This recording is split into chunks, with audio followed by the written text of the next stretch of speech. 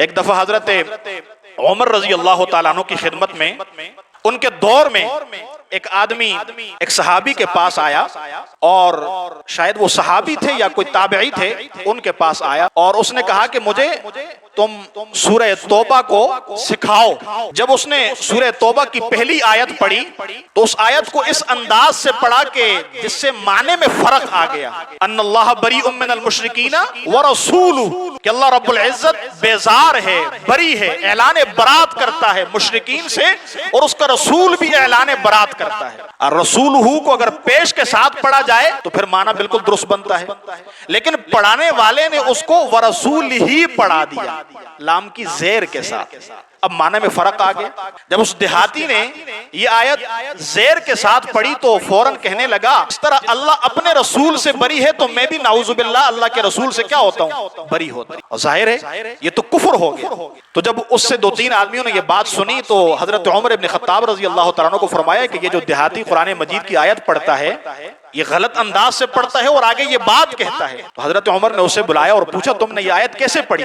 उसने कहा, मैंने फलां आदमी के पास जाके उससे अपनी इस्लाह करवाई थी, उसने मुझे इस तरह पढ़ाया है। तो जब इस तरह पढ़ाया तो फिर माना ये बनेगा कि अल्लाह जिस तरह मुशरिकीन से बरी है तो अपने रसूल से भी नाउजुबिल्लाह बरी है, तो जब अल्लाह बरी है तो फिर मैं भी बरी होता हूँ। हजरत उमर ने उसे समझाया, नहीं, तुम जिस अंदाज से पढ़ते हो तुम जबर जेर में फर्क कर रहे हो, इसको व रसूलहु पढ़ो।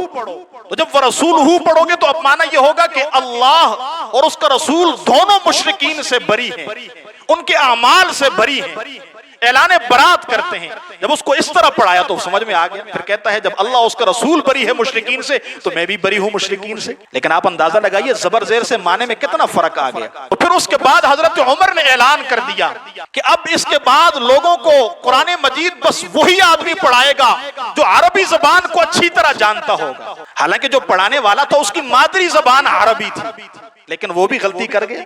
तो हजरत उमर ने क्या फरमाया कि अब कुरान मजीद को सिखलाने का काम कौन करेगा?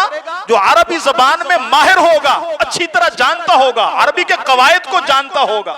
जहां पर कुरान मजीद की तफसीर की बात आती है, कुरानी उलूम की बात आती है और उलूम दीनिया की बात आती है, तो इसको ऐसा लावारिस समझ लिया जाता है कि हर एरा गैरा आके बैठ जाता है और कह देता है कि भाई मैं आपको कुरान सिखाता हूँ। क्या कुरान मजीद इतनी मामूली किताब है कि सहाबा इकराम तो बावजूद अहले ज़बान होने के खुद न समझ सके, बल्कि रसूलुल्लाह सल्लल्लाहु अलैहि वसल्लम के मुहताज हुए और उनसे सीखा।